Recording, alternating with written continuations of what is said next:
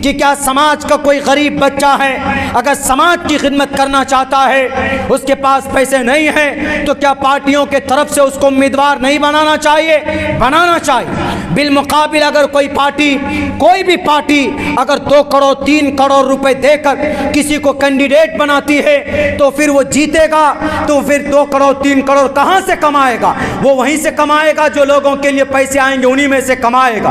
मैंने ये बात लिखी, हमने कहा लोग ये समझते हैं तो ये गलत समझते हैं और ये गलत धारणा है। मैंने एक अच्छा मशवरा दिया था लोगों को और पार्टियों को भी, इसलिए कि बहैसियत एक आलिम दीन के, एक बार इसे अंबिया होने के नाते मैंने एक मशवरा दिया था कि अगर समाज को पाक पवित्र करना हो तो अच्छे लोगों को आना चाहिए मैदान में। अच्छे लोग आएंगे तो इलाके के अंदर तरक्की होगी, और फिर अच्छे लोग जब ही आएंगे जब वो कौम के लिए मुखलिस होंगे, वो ज़मीनी सतह पर काम करने वाले होंगे। मैंने एक मशवरा दिया था, लेकिन एक साहब ने आज ऐसा थंबनेल बनाया, ऐसी उल्टी सीधी बातें लिखी, मौलाना अब्दुल्ला ने फला को दिया मुंह तोड़ जवाब। ये कुरान करीम की एक आयत में इसकी वजाहत करता हूँ, जिस पर कुरान करीम की आयत पर जो इल्ज़ाम लगाते हैं लोग कि आपके कुरान में है हिंदुओं का माल लूटो और खाओ, फ़कुलू मिम्मा गनिमतुम, गनीमत में जो माल मिल जाए उसको तुम आपस में बांट कर खा सकते हो। तो इस पर एतराज़ करते हैं कि देखिए मुसलमानों के कुरान में लिखा है कि हिंदुओं का माल लूटो और खाओ। तो मैं इसी एक्सप्लेन में मंत्र पढ़ता हूँ, ऋग्वेद का ये मंत्र है जिसमें कहा गया तुवम तुर्यतरुष्यतः सत्यम विभाजने। पहली बात तो कुरान करीम की इस आयत में कहीं नहीं है कि हिंदुओं का माल लूटो और खाओ, कहीं नहीं, बल्कि एक सिस्टम को बताया है। अल्लाह के नबी अलैहिस्सलाम के ज़माने में जब उस वक्त में जो लड़ाई होती थी, 2 बादशाह आपस में लड़ते थे, उनमें से जो हार जाता था उसकी प्रॉपर्टी, उसकी दौलत और उसके सारे चीज़ जीतने वाले बादशाह का होता था। उस वक्त का निज़ाम था। ये सिर्फ मोहम्मद रसूलुल्लाह के ज़माने में नहीं था, उससे पहले भी था। भारत का सबसे पुराना राजा चंद्रगुप्त मौर्य, भारत का सबसे पहले हिंदू राजा, उनके ज़माने में भी था। लड़ाई होती थी 2 बादशाह में, जो हार जाता था उसके टोटल चीज़, यहाँ तक कि उसकी औरतें और उसके फौजी टोलियाँ सब कब्ज़े में ग़ुलाम बना कर लाए जाते थे। हर बादशाह के ज़माने में ऐसा होता था, बादशाह हिंदू हो के मुसलमान हो, ऐसा होता था।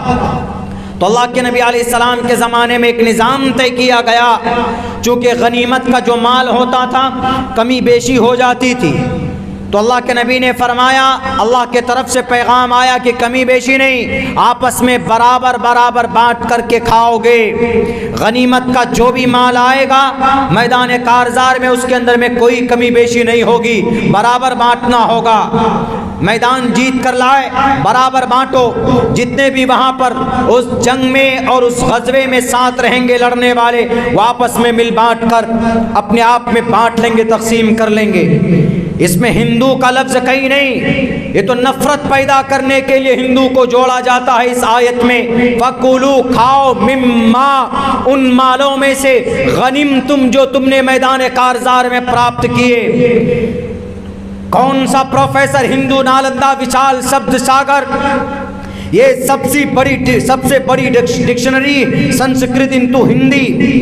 आज अगर आपको चाहिए तो बनारस हिंदू यूनिवर्सिटी में चले जाए। Doctor M.A. श्रीवास्तव लिखते हैं फ़कुलू मिम्मा गनिमतुम में लफ्ज़ हिंदू है ही नहीं, क्रिश्चियन भी नहीं है, जैन भी नहीं है, बौद्ध भी नहीं, किसी भी धर्म के तरफ इशारा नहीं है। बल्कि आज जो लोग इसके अंदर में लफ्ज़ हिंदू को जोड़ देते हैं वो एक नफ़रत को जन्म दे रहे हैं, वो एक धर्मशास्त्र के मजबूत पैगाम को बदलने की कोशिश करते।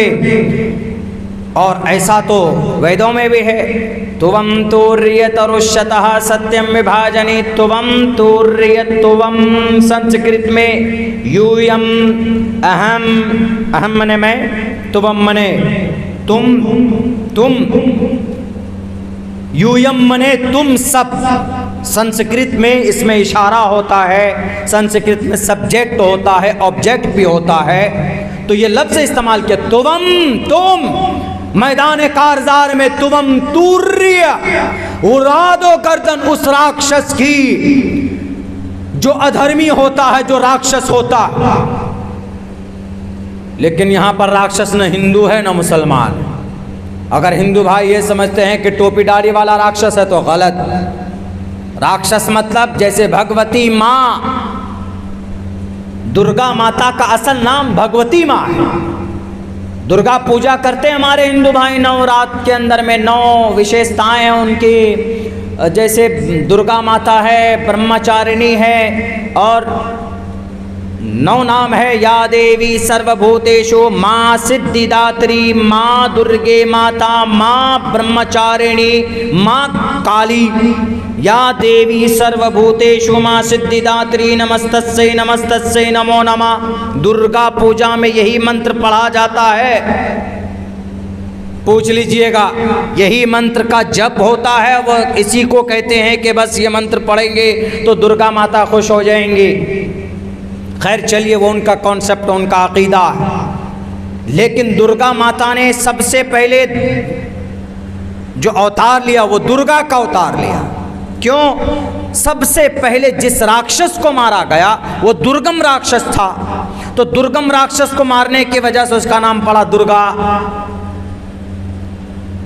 और फिर भस्मासुर को मारने की वजह से काली का अवतार लिया, तब जाकर वो मरा। और भी बहुत सारे जब पढ़ेंगे आप किताब में तो वो सारे किस किस मौके पर उन्होंने क्या अवतार लिया, किस किस को मारा है तो पता चलेगा। हाँ, जो राक्षस होता है, जो डाकू होता है, मिसाल के तौर पर सड़क पर आप जा रहे हैं, डाकू सामने आ जाए, आपको मारने वाला होगा, राक्षस है। तुम तूर्य तरुषता, वैद का पैगाम है, मारो, उसकी गर्दन उड़ा दो।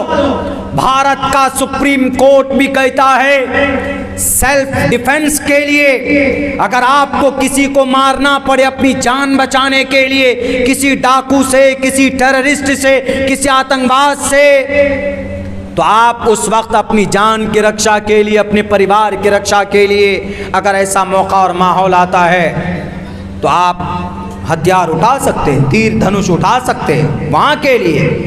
हिंदू मुसलमानों के बीच में लड़ाई करने के लिए नहीं।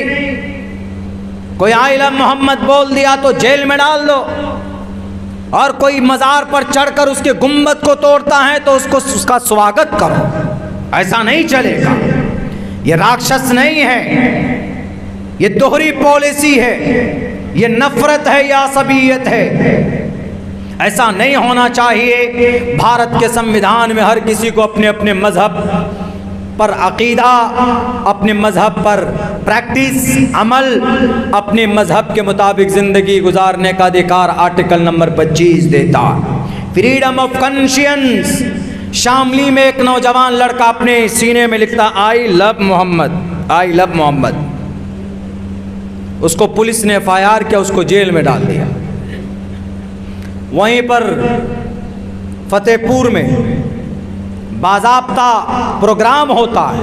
प्रोग्राम के बाद कहा जाता है कि हम फला मज़ार को जाकर तोड़ेंगे, अभी 1.5-2 महीना पहले हुआ। पुलिस बेचारी कोशिश करती है बचाने के लिए, लेकिन वो जाते हैं, उसको तोड़ते हैं। किसी के घर पे बुलडोज़र नहीं चलता है, लेकिन आई लव मोहम्मद बोलने पर घर पर बुलडोज़र चल जाता है।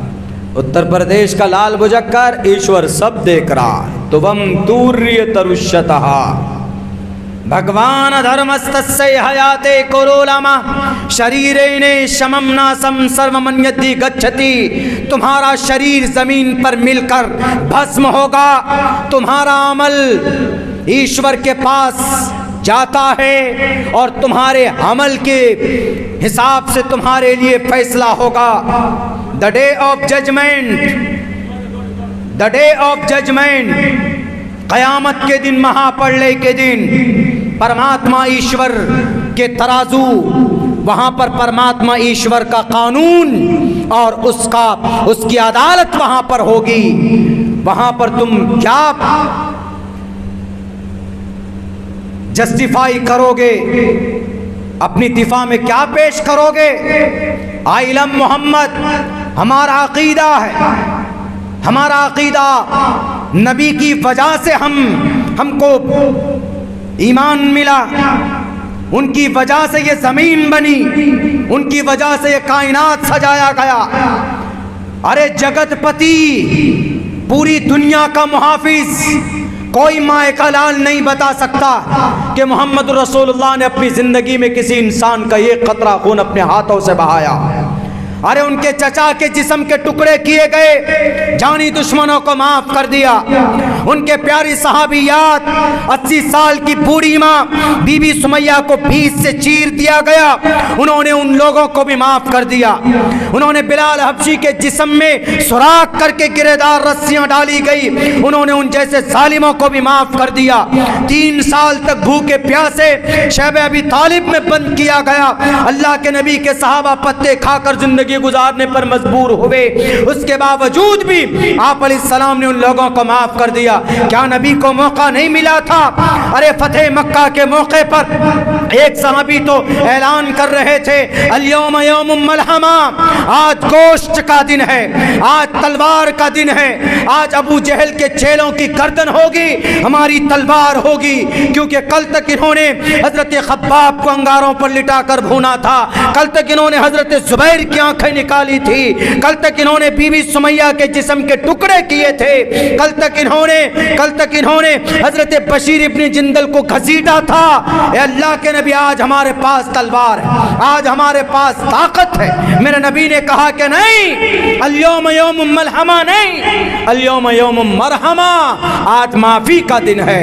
लाओ ऐसा लीडर। इसीलिए हम बोलते हैं हमारे नबी वो हैं जिन्होंने कहा कि तुम मुसलमान नहीं हो अगर तुम्हारे हाथ से, पैर से, जुबान से किसी को तकलीफ पहुंच जाती है। अल मुस्लिम मन सलिम अल मुस्लिमून, अल मुस्लिम मन सलिम अन्नासा का भी लफ्ज इस्तेमाल हुआ है मुस्लिम में कि सच्चा मुसलमान वो है जिसकी जुबान से, जिसके हाथ से, पैर से किसी इंसान को तकलीफ न पहुंचे।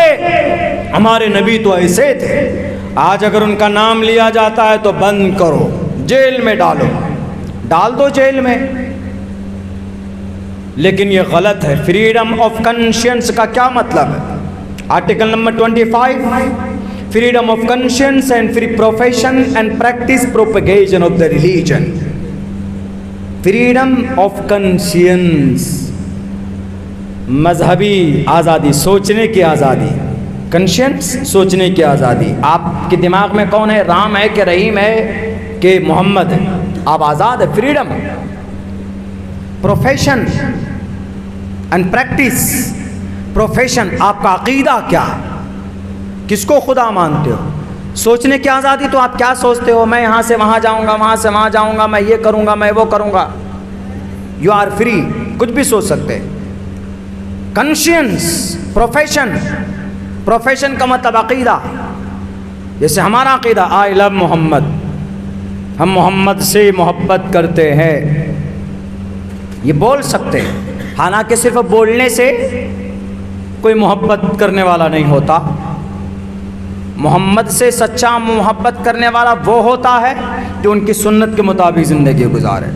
वरना नामी मुसलमान तो अल्लाह को पसंद नहीं, अल्लाह को कामी मुसलमान पसंद है।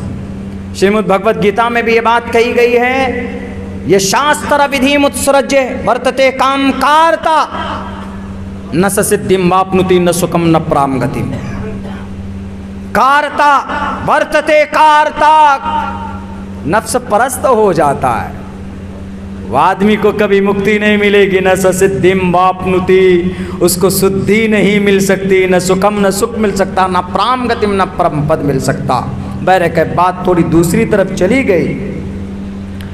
और वलदिन सालिहिन यदऊ लहू, औलाद आपकी नेक होगी। वो जो भी नेक काम करेगा, अगर वो नमाज पढ़ेगा तो उसका सवाब किसको? माँ बाप को। वो ज़कात अदा करेगा तो हालांकि उस पर फ़र्ज है, लेकिन ये बताया किसने? माँ ने बताया, बाप ने बताया। बेटे बाप की क्या अहमियत है, माँ की क्या अहमियत है, नमाज कितना इम्पोर्टेंट है, रोज़ा कितना इम्पोर्टेंट है, ये सब कुछ बचपन से। अभी 2 साल भी नहीं हुए हमारे बच्चे को, उसकी माँ सोते वक्त दुआ पढ़ती है, उठते वक्त दुआ पढ़ती है। टोटल दुआएं उसको याद है, तकरीबन सोने, उठने, बैतुल खला जाने। अभी 2 साल मुकम्मल नहीं हुए उसको, ढंग से बोल भी नहीं पाती। उनको आयत करीमा याद है, आयतल कुर्सी याद है, हालांकि वो अलिफ बा तासा नहीं जानती, याद है जुबानी उसको, अलिफ से लेकर या तक याद है। वो बच्ची ऐसी नहीं है कि उसको उसके सामने किताब रखेंगे तो वो देखकर पढ़ लेगी नूरानी क़ायदा या कुरान, लेकिन दुआएं याद है, आयतल कुर्सी याद है। आयतल कुर्सी सामने रखे तो पढ़ नहीं पाएगी देखकर, लेकिन जुबानी सिर्फ एक लफ्ज़ बोल दीजिए अल्लाहु ला इलाहा, पूरी पढ़ देती। सोने की दुआ क्या है? अल्लाहुम्मा बिस्मिका, पूरी पढ़ देती। खाने की दुआ क्या है? खाने के बाद की दुआ क्या है? ये सब याद है। क्यों? उसकी माँ पढ़ती। ओ वलदिन सालिहिन यदऊ लहू, ओ वलदिन सालिहिन यदऊ लहू, औलाद को नेक बनाए ताकि वह आपके लिए दुआएं करे। तो अगर कोई आदमी ये 3 काम करके जाता है तो सवाब उनको मरने के बाद भी मिलता रहता है। तो ये सब ध्यान देने की चीज़ है, वरना सिर्फ ये कि सर पे बस पट्टी बांध कर आ जाओ। सामने में था यहाँ रांची में एक लड़का, इस तरह का माहौल पैदा हुआ, सामने में पट्टी बांध कर ऐसे लिखा हुआ या रसूल अल्लाह या अली, कुछ ऐसे लिख कर के एकदम आया, कहा पुलिस वालों के सामने खड़ा हो गया, आओ मारो मुझे गोली। नौजवानों में जोश होता, मुस्लिम में तो होता है, चूँकि ये योगी जी की अम्मा खाते हैं, चिकन मटन खाते तो बड़े जोश में आ जाते हैं। जोश से काम नहीं लेना है, सोच समझकर काम लेना है। असंवैधानिक कोई काम नहीं करना, इलीगल कोई भी काम नहीं करना है। इसीलिए मैं कहा करता हूं कि अगर इस समाज को सुधारना है, अगर इस समाज के सिस्टम को बदलना है, हमारे इस मुल्क हिंदुस्तान की नफरत को बदलना है, तो there is only one way, एक ही रास्ता है, वो रास्ता तालीम का, एजुकेशन का। नेता नहीं सिचुएशन बदल सकता, नेता तो सिचुएशन पैदा करता। आपके बच्चे जो अपने बच्चों को तालीम देंगे, जैसे सपोज दैट हमने पढ़ा यही फ़कुलू मिम्मा गनिमतुम, हमने समझाया उनको, हमने कहा कि तुवम तूर्य तरुशता, इसका मतलब फ़कुलू मिम्मा गनिमतुम का सेम मतलब है।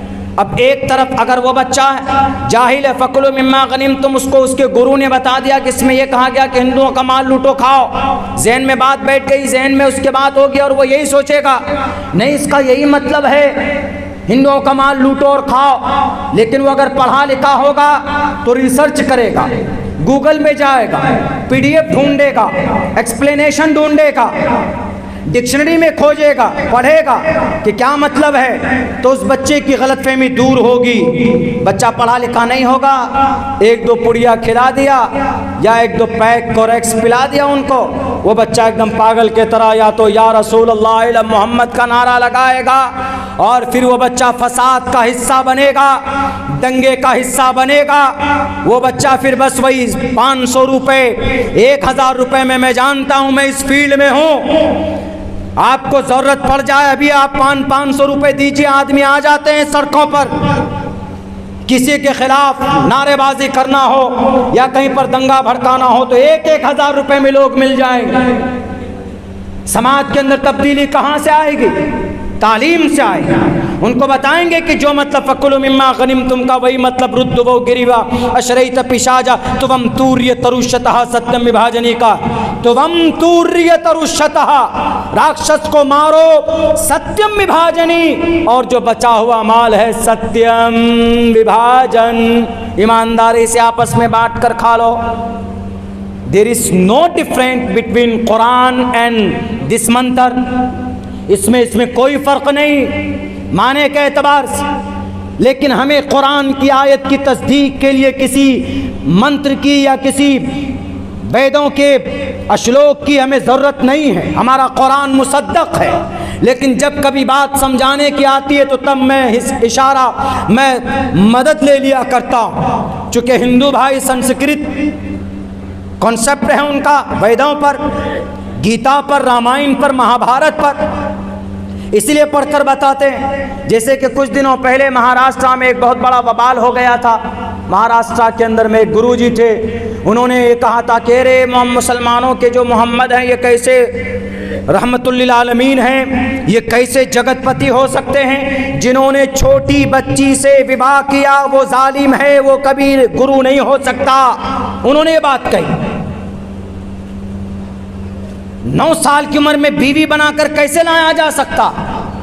हमने उनको, मैंने ध्यान नहीं दिया उन बातों पर, तो चूंकि कंपैरेटिव स्टडीज बाज़ाब्ता इस पर हम रिसर्च करते हैं, जैसे कि मौलाना हैं पीछे बैठे, हज़रत मौलाना ही के वालिद मोहतरम से हमें प्रेरणा मिली, अमीन खां साहब। वो हमारे घर पे, हमारे यहाँ जलसे में एक बार आए। मैं उस वक्त अरबी अव्वल पढ़ रहा था, तो मुझे उनकी खिदमत का मौका मिला। मैं हज़रत को लेके आया अपने घर पे और मेरे घर पे रहे वो 2 दिन तक, जहाँ तक हो सका मैंने किया। तो मैंने शौक़ ज़ाहिर की कि मैंने कहा मैं भी आपके तरह बनना चाहता हूँ, तो इसीलिए मैं उनको अपना उस्ताद मानता हूँ।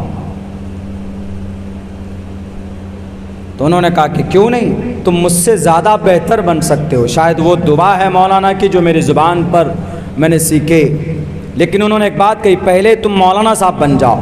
अरबी अव्वल और फजीलत दौरे में 9 साल का फ़र्क रहता है।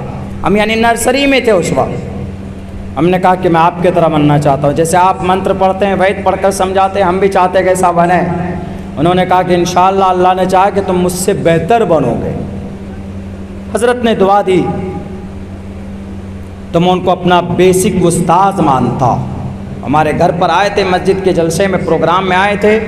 हमने उस वक्त उनको ये तकरीबन ये बात सन 2002-3 की शायद गालिबन ये बात है, 2 या 3 या 4 की बात है, उस वक्त की बात है। उस वक्त हमने हज़रत को अपने हाथ से नजराना हमने दिया था। मुझे याद है मैंने कितना दिया था, बोलूँगा नहीं वरना फिर आप लोग मुझे आज उतना ही पकड़ा दोगे, हमारा नुकसान हो जाए। बैरक। तो शुरुआत वहाँ से हुई। कहाँ बात चल रही थी, मेरे जहन से निकल गया।